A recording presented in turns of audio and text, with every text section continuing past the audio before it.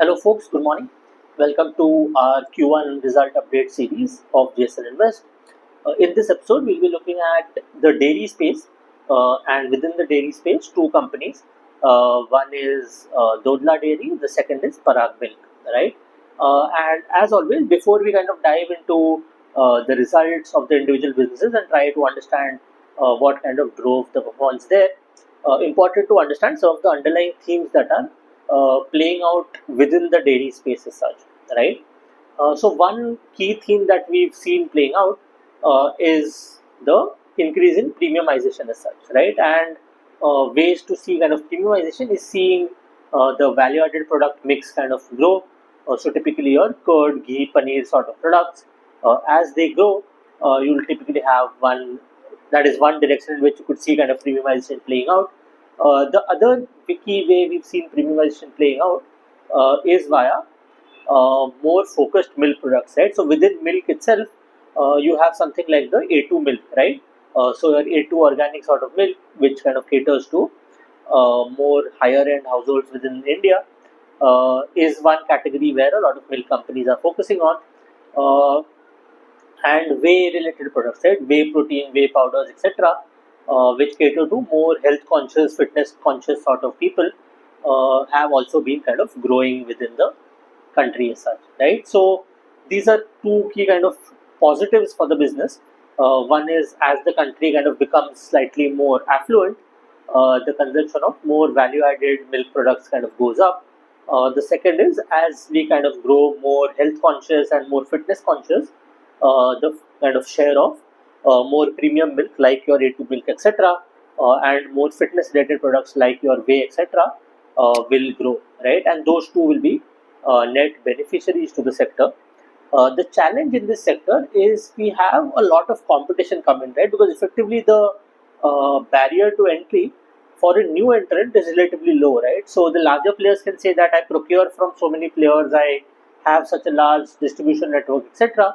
But for any new player to kind of enter the market and kind of at least try to attack the core metro sort of markets is relatively attractive, right? And relatively easy as well, right? And as that happens, what you will see is that there will be a pressure on the margins for these sorts of businesses, in terms of not in terms of the selling price for the milk as such, but in the advertisement promotion kind of intensity, right? So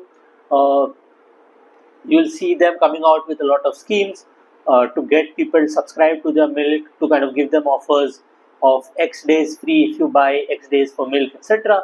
And all of that is a customer acquisition sort of strategy, right? And what you typically see play out in India is, at least amongst the younger, newer folks, loyalty to any one brand, especially if you have a relatively undifferentiated pool of brands, is relatively low, right? And especially in milk, you could say there is a slight difference in this versus that, etc.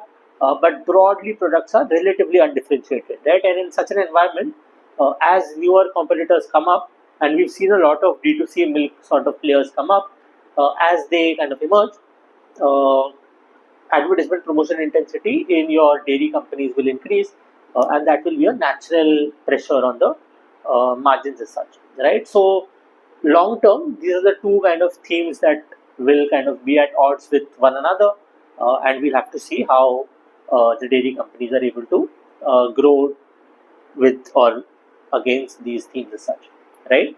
In the medium term, Q1, as you would know, was slightly tricky. You had rains coming up slightly earlier, and anytime kind of rains increase, dairy companies are kind of impacted, because at least from a short-term perspective, your value-added product sales goes down, right? Your curd, etc., curd, buttermilk, etc., are consumed more in hotter sort of weather.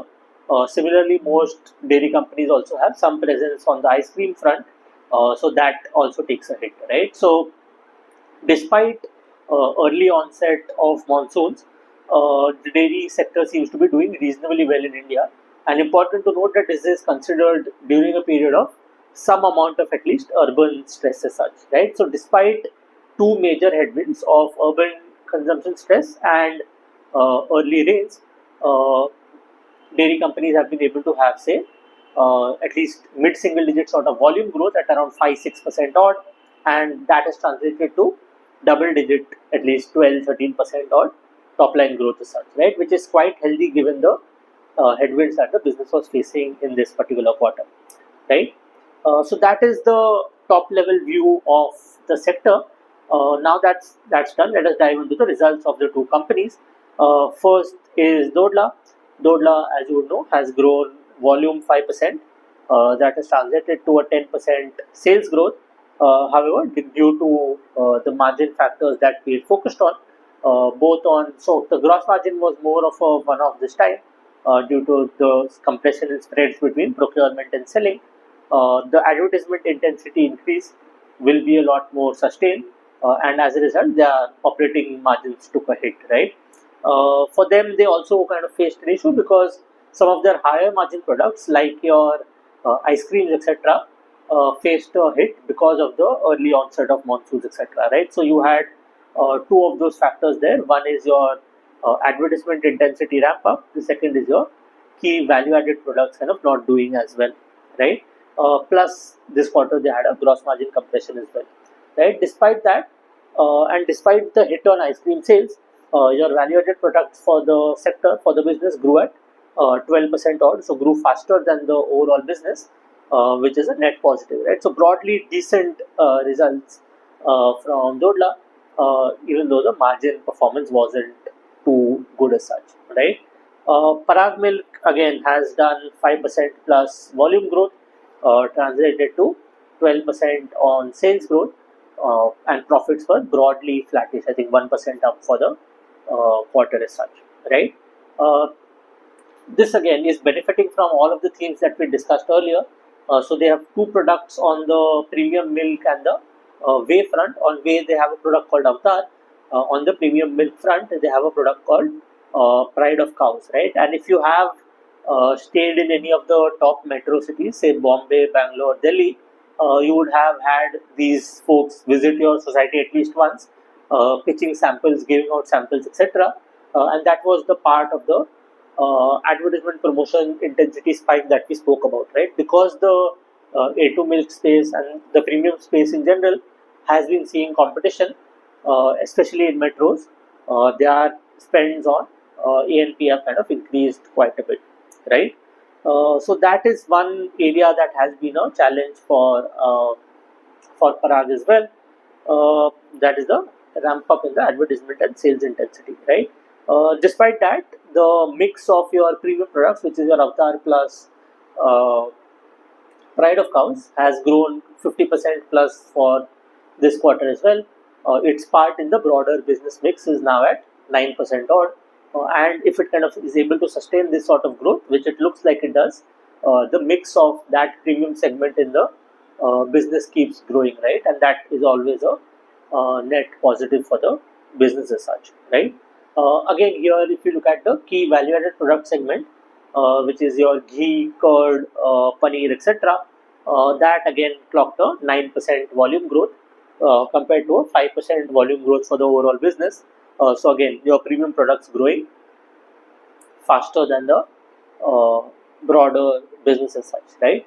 One part of the Parag food business, which has been struggling and has been struggling for quite a while now, is the more commoditized annual feed sort of part of the business, right? So that kind of degrew 23% this quarter, and that has been one area where they have kind of struggled for quite a lot of time as such, right? So that was broadly the view on the dairy segment. Again, despite the headwinds that we kind of saw playing out in Q1, broadly good performance by the players in the market. And on the thematic side, 2-3 key themes that we will track. One is the value-added product expansion. Second is relatively niche product expansion in metros, your whey, your A2 milk, etc. And the third is the advertisement intensity ramp up as competition kind of increases in urban centers as such, right? That's it for our side. If this video added value, please do consider subscribing. We are relatively early in our journey, looking to get to 1,000 followers. So if it did add value, please do consider subscribing. It will help us a lot. Thank you so much.